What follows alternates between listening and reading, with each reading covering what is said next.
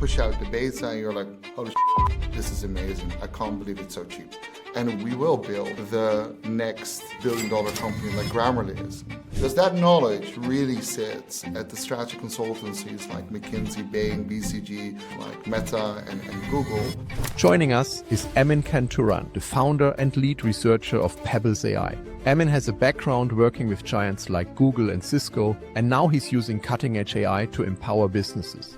The best way to describe this is that we are building a neuro-symbolic AI, an AI that is built to solve human problems that truly exist. Bring it to the market to a fraction of the price that the big consultancies charge. So you probably will have not many friends in this industry. No, we do that because my number one focus is not profitability, it's adoption first. I want people to know about it, to use it.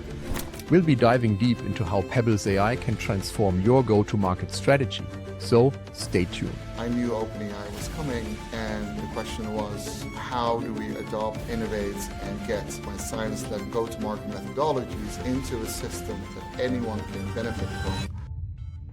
Welcome to the High Performance CEO Show. Hey, John. There we go. Welcome to the show. Thank you. Thank you for having me.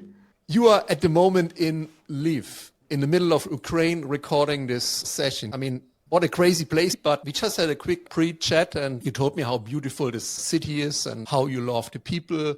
And let's start with your background. Tell us a little bit about you. What are you doing in this country at the moment in the middle of the war? And what's your story, John? So a short introduction to myself. I'm Dutch. I lived in the Netherlands until I was 18 and kind of studied and worked across 8-9 different countries. I studied marketing and strategy in London at Cranfield School of Management and did my postmasters at University of Oxford in deep technology strategy. Thereafter, my official career started at working at the big tech. I first worked in product marketing in Google, overlooking the Benelux market for 2 flagship products, namely Gmail and Chrome. Thereafter, I worked at Cisco in performance analytics, overlooking all of EMEA in their channel performance, also their organizational performance as well, across the marketing sales funnel. And finally, I stopped my corporate career at Walmart Holding in London, overlooking EMEA and APAC in B2B pricing strategies and doing a lot of data insights, analyses, and trying to negotiate the right packages in the 100 millions with vendors. In parallel to that, prior to COVID, I was quite involved the last decade of my life volunteering at Google for Startups, Founder Institute, PwC Scale, and other leading global accelerators. And I kind of loved the tech scene. And as you know, in London, we got the Silicon Roundabout, which is basically the Silicon Valley of Europe. And my house is quite nearby. I was a founder, like a mentor, an angel investor, and after a while, a masterclass instructor. And this is kind of my background, and I became over time quite a well-known GTM authority in the UK. And when COVID hit, I think life stopped for a moment. I know a lot of people had it very tough. For me, it was like the rat race stopped and I reflected back. And I realized that actually I enjoyed building businesses with my McKinsey-like strategy models for SMEs much more than my full-time job. So that's what I did. I took the plunge. That was quite scary. And then afterwards, I started my strategy consultancy, the McKinsey of SMEs in London. Took a lot of companies to market and grew them quite well with our proprietary strategy models, similar to what McKinsey has, but for multinationals. And some of you may know, like Construction Carbon, Clause Match, Revolut, wrote their marketing strategies. And very recently, a year ago, I knew OpenAI was coming. And the question was, how do we adopt, innovate, and get my strategy models, my science-led go-to-market methodologies, as well as our science-infused sales techniques into a system that anyone can benefit from? 1 year later, we've got 20 engineers, 5 fully dedicated to the AI.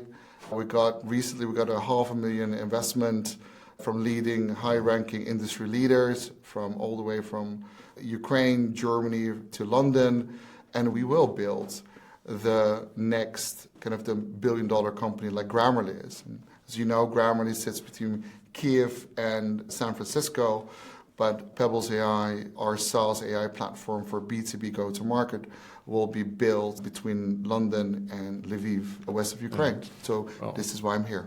Most viewers haven't subscribed yet, so don't forget to subscribe for more awesome insights. Hit that notification bell too, so you never miss a video. That's a big help. Thank you. So you're building a powerhouse, a go-to-market powerhouse, combining your extensive knowledge of decades in the consulting industry with the power of AI. I mean, Yes. how much amazing can it get? It's hard. It sounds great, and I do enjoy a lot when I'm building the IP. So when I am definitely, I don't consider myself the CEO of the company. I'm more the lead researcher. So I build the strategy models, the market tested go-to-market principles, and then we have an AI director and their entire team that is building kind of the systems that can host that. The SaaS platform is to host those web of agents that can help you with other B2B leaders essentially go to market faster. Because that knowledge really sits at the strategy consultancies like McKinsey, Bain, BCG, or leading tech companies like Meta and Google. That knowledge and skill and know-how is really monopolized, and it's not something you can Google. OpenAI is trained on mostly publicly available data, not in hidden IPs. But we have it. Exactly. And you democratize this knowledge now, bring it to the market to a fraction of the price that the big consultancies charge. So you probably will have not many friends in this industry. No. I can tell you a personal story. It's funny because when I was young and I applied for, you're young and, you want to get a job and you're applying, and I always got very much really unique opportunities in very senior positions at these leading blue chip companies. In fact, I've never applied to Google or Cisco, Walmart. It was, they reached out to me. But I always wanted to work at McKinsey and BCG Bain, and I never fit the fold. So I applied, I got in, and then I was at interview 1, 2, and 3. I never really fit in within the fold. So maybe it was for the better, because I love the McKinsey kind of scientific approach. Everything is data-led, everything is systematic, there is methodologies. But I also think that it's really a tunnel vision in nowadays, because they don't incorporate sciences such as neuromarketing, digital psychology, communication sciences, persuasion sciences within that broad spectrum of strategy models. And if you're a B2B company, you have to do that. We're not talking about small ticket, like an 800 euro iPhone. I mean, we're talking about anywhere between 1,000 euros to 100,000, if not a million. So it requires more thinking and more consideration from the client or prospective client in order for them to, sign. So you require more emotional intelligence, a better sales structure, all of these things that are not available for the average, if not most founders. Yeah, and most founders, even if the McKinseys and co would leverage these methodologies, as a normal founder is not able to afford them. They're not able to hire McKinsey and hire 20 consultants for half a year. We've done our research. We don't ask me how we did this primary research. Really, don't ask me. But let's just say we know, for example, that anywhere from EY starts at 250,000 euros, anywhere to 500,000 euros for a basic go-to-market strategy or marketing strategy with McKinsey. And there's another thing. They build those marketing strategies, which if you apply them, you will be successful because it's based on data and science. However, they take into account that you have gigantic marketing and sales departments. Most SMEs don't have that. Even medium-sized companies of 1,000 employees, they usually have 50, maybe 100, marketing, sales, and product teams. So they just assume this will be applied. And they're also not geared into digital era. They're from the 1980s. So no one is disrupting these guys. It's insane. And it's all like opaque. It's like It's really time because 9 out of companies fail. We all know that. In fact, it's gone up over COVID. But we often don't notice. If you really dig deep into the data across different data sources, you see that predominantly those failures, whether it's the first year or the 5th or the 10th year, are due to go-to-market reasons, whether you don't have a correct marketing or at all a marketing strategy, or you don't have the execution capabilities or the skills, or your pricing strategy is incorrect for the market you're going after. I mean, it's a mathematical equation that you can't solve and fail, even if you have great products. Yeah, but now we live in a time where AI agents, they can do tremendous work for you. When you combine this with your knowledge, I mean, you mentioned they don't have the manpower to implement these marketing strategies. I mean, I'm building a lot of AI agents now with my coaching groups, and it's amazing what you can achieve by putting AI and other products and APIs and LLMs together, create the marketing assets, create marketing campaigns, which in the past would cost you thousands and thousands of dollars and lots of manpower. And this is the amazing time we are in at the moment. Yeah, we can really scale even as a small company. We can scale and leverage what is around. Take systems like Pebbles using your exclusive knowledge, the power of AI. So tell us more. How does a startup or a SME use your product to develop their go-to-market strategy? By GTM means go-to-market. Yeah. Many don't know that, but yeah, GTM is the overall term used for go-to-market. So any work and processes and priorities that you use of taking your product and services to market is under GTM. It's a very good question, and the best way to describe this is that we are building a neuro-symbolic AI, which is, in simple terms, an AI that is built for human problems that thoroughly exist, which is meant to solve a problem that truly exists. So the reason I'm saying that is because most AI companies, from our very comprehensive blue ocean market analysis, show that they are building solutions from an R&D perspective. They are building engineers build very cool technologies, but they are not solving problems. So okay, here's this amazing tech. Where can we position this? You know, I lost quite a bit of money in blockchain. So I studied deep technology strategy in blockchain, AI, and as well as cloud systems. I thought I was so smart. Honestly, I feel very foolish right now, but I've become smarter because of it. I've went to the blockchain technology and I've seen okay, which blockchain crypto companies are not, excuse my French, bullshit, right? So I looked at, their tech, I looked at their website, I looked at their LinkedIn, who's in their executive leadership teams, who are in their product teams, how many ratio engineer to commercial do they have. I even went to Glassdoor to check this culture. What do people say? Are they happy where they're working? Because obviously if people are not happy, they churn. It's often your people come and leave, and they leave with the knowledge. So I've created this crazy mathematical scorecard to identify which companies to invest in. And I call them the future blue blockchain chips. And I invested in them. And guess what? None of them, all the Harvard graduates, none of them succeeded. All of them failed. And together with my money, great. I can still hear my wife in my ear, different topic. But the fundamental learning and reason for this is, yes, the blockchain tech, if used correctly, is amazing. But it's not really solving problems that is really like a fundamental problem. It's a nice to have, right? It's not a critical to have. And with AI, we are building a neuro-symbolic AI for people that are not living in Silicon Valley or certain areas of London or perhaps certain levels of New York. They don't rub shoulders with other high-ranking people and can build businesses. We are democratizing this so that everyone else can use a SaaS platform that can do different things. 3 things. 1, generate actionable intelligence. Number 2, generate precise and accurate content in campaigns or in articles. And number 3 is generate assets like RFQs, RFPs, proposals, or service agreements. That combined with a web of agents that knows everything about your company, your team, the market you're in. Mind-blowing.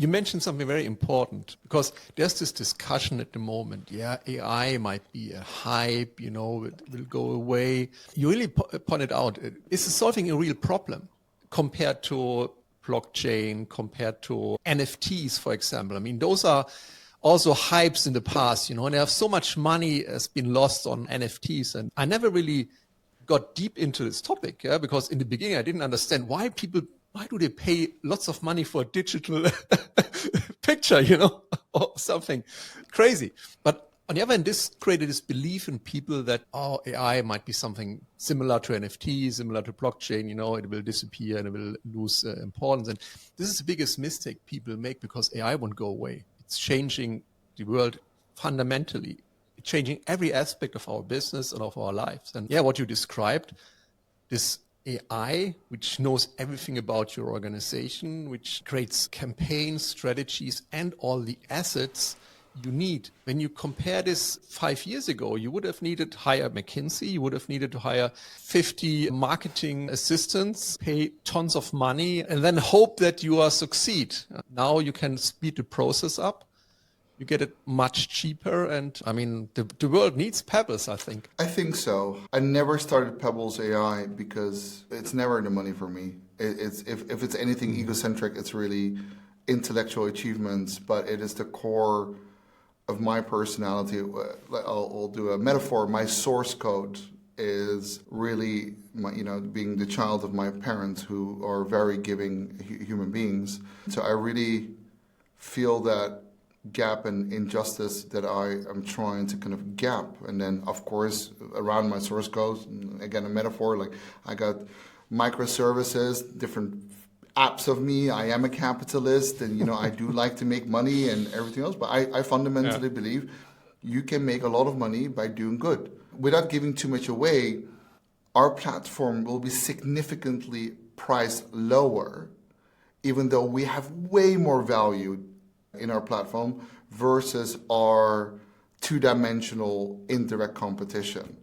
We do that is because my number one focus is not profitability, it's adoption first. I want people to know about it, to use it. Etsy does a great job. The company, they are built their entire brand around success stories. The moms and pops at home or think craftsmanship. They gave them, it helped them. It really did. And they became huge because of it. And they focus on adoption first. And that combined with the fact that I'm not taking any salary for the upcoming 2 years, a bit like in the footsteps of the founder of Spotify.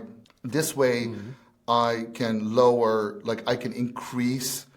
massively increase the amount of money that we're pushing into technology so that in turn we can translate that tech into lower pricing for our users. So there's a lot of professional and personal sacrifice we're doing ahead of the launch in August 2024 so that people like yourself and other B2B leaders can have a real shot and grow the companies. And I think we need that. Look, this is kind of a joke, but I like speaking in metaphors, but you have the umbrella company in Resident Evil, right? Like one ultimate evil company that takes over. When I look at the data, it seems like they're all merging together. Competition is the hallmark and healthy capitalistic structure. And the big fish are becoming bigger and bigger. I mean, we need competition so that we may flourish as a society, overall global society. Yeah, and we need to change the game. And AI is enabling us to change the game, to change the playing field, to redefine how we do business. I mean, there's so many amazing startups out there at the moment that take existing problems, or they look at the industry and they say, hey, we need to do this differently. It's the time to do things differently. We don't need to spend 250 grand on a marketing strategy. We can do it differently. And this enables smaller companies to start and to launch a business. Yeah. It started with the tech, being able to use things like Amazon or these virtual assistants, which lower the price drastically for tech infrastructure. And then it turned into using virtual teams all around the world, leveraging this hiring people. And now we put AI on top of this and getting much more intelligence available for small money. It's a fantastic time to be alive at the moment. I mean, it's every day I'm learning more. Every day I'm meeting new founders and seeing new developments and new AI tech. Yeah, it's crazy. I agree. And to build on what you said, I don't think AI is going to disappear. The fundamental difference between AI and blockchain is AI is really fundamentally solving real problems. Yes. But from our analysis, and we took 3 months with some very intelligent people working at investment banking as well as large market research companies, when we did our analysis, it's a typical Pilates principle, 80-20 principle. 80% of people that are trying to build AI products, they don't really have a laser focus on what they're solving. So it's a bit like, hey, even though I have the biggest respect for engineers, but I don't see how an engineer can build a product for a vertical that he is not a subject matter expertise in. It's like me building a SaaS AI platform for big corporate law firms. I don't know their workflows. I don't know their clients. I don't know how they interact with each other. No idea. So I think with AI, it's quite unique because I think the best companies will have to have both. You need a subject matter expertise within the company as perhaps one of the founders, and the other one is the AI director. And then you kind of have the mother and the father of the AI working together to solve laser-focused problems that doesn't require 100 levels of iteration of the product in order to make your life already easy. No, like we push out the beta and you're like, holy shit, I'm never using any other platform again. This is amazing. I can't believe it's so cheap. That's what we're trying to do. I want you to say in a couple of months, I can't believe this product is so cheap. And also, I want to make this our European, Spotify is really, I see personally Spotify is one of our European, we're very proud of that, I would say. But, if you look at the stats, the graphs, the biggest tech companies come from the US. Why can't we do it? We got talent. We got very smart, driven people. Yeah, we got. Traditionally, it's because Americans are more bullish. They're more, in my head, more visionaries. Like they take bigger risks and everything else. I think that's something that we can learn from as Europeans. We're quite conservative. I do want to say, though, just a shout out for Germany. The Germans are stepping up. They're overtaking. During our fundraising, I had more traction and more interest from Germans, even though I never really meant to go after them. So yeah, we got some really big German leaders in an angel investment pool. But I think we can build something great for all of us here in Europe. And it can be our little gem that builds other companies. I think that's possible. And you choose Ukraine as a place where to recruit your developers. And there are amazing people living in this country. I worked with developers from Kiev, and they're very driven, very intelligent developers. And it's a great choice. And so at the moment, you have a team in Ukraine and a team in London? Yes, that's correct. So we have our leadership and our commercial teams in London. We're just using the best of both worlds. So our British salespeople, obviously, they're well-spoken and they have a quite high levels of emotional intelligence. And then in my head, besides Silicon Valley, the best engineers really in the world are in Ukraine. And I happen to be in Lviv, in the west of Ukraine. It's relatively safe. But, the war, the rocket attacks, it just makes us stronger, more driven, more focused. And we have a tremendous team. It's only senior engineers we're working with.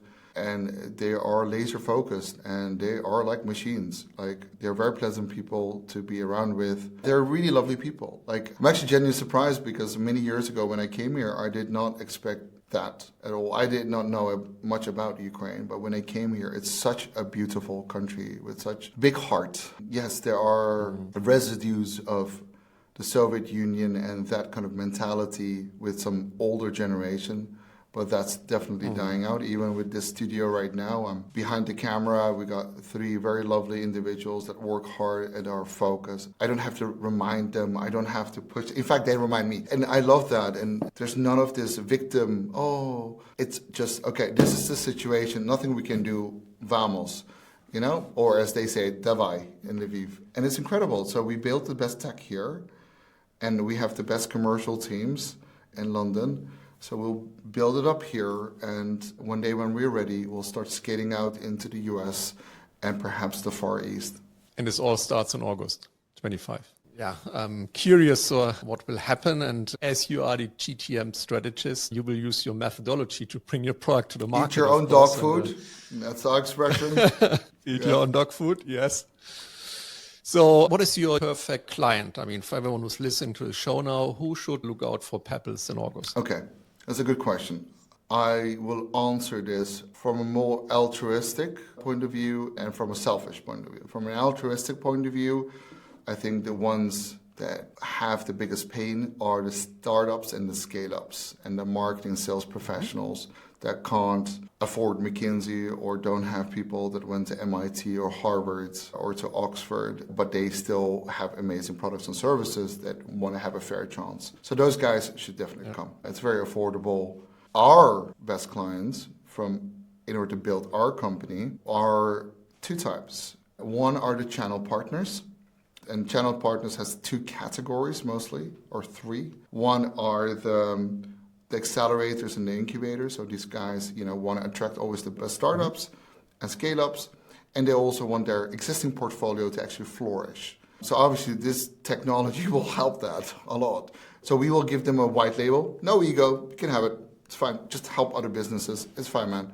Maybe in the corner we'll have powered by Pebbles AI, but it's your logo, it's your brand, it's your tech, roll it out. And we will have a very lucrative revenue share where the more they onboard, the more they earn. So that's number 1. Number 2, we'll have an affiliate program with other marketing agencies and lead gen agencies where they have multiple clients, but they find it difficult to serve them all because it's very labor intensive. And, imagine having one platform, you can switch between clients and you can produce all the stuff they want basically when they come to you. Those are what we call channel partners. And the third one in channel partners are system integrators. So those are the 3 ones in channel partners. And then obviously we got the big companies, the large, around 1,000 employees, and also the large enterprise companies who have huge marketing, sales, and product teams, right? So GTM, strategy, management teams, marketing teams, sales teams, including SDRs,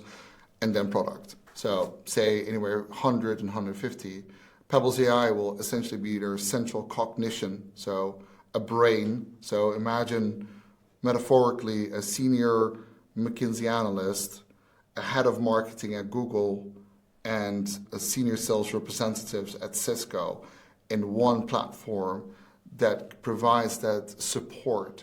And the more the users or the employees use it, the more it learns.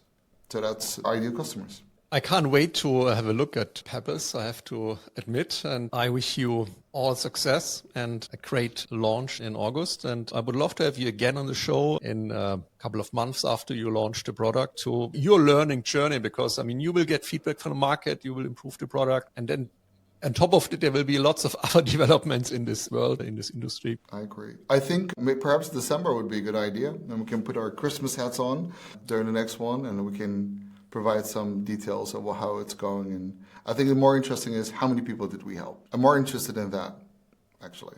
Thank you so much for your time today, Jan, and enjoy the time with your dog, and congratulations to your wife. It's your birthday today. And thanks to the team, which is behind the camera. Maybe they can quickly come to join you. And Hello.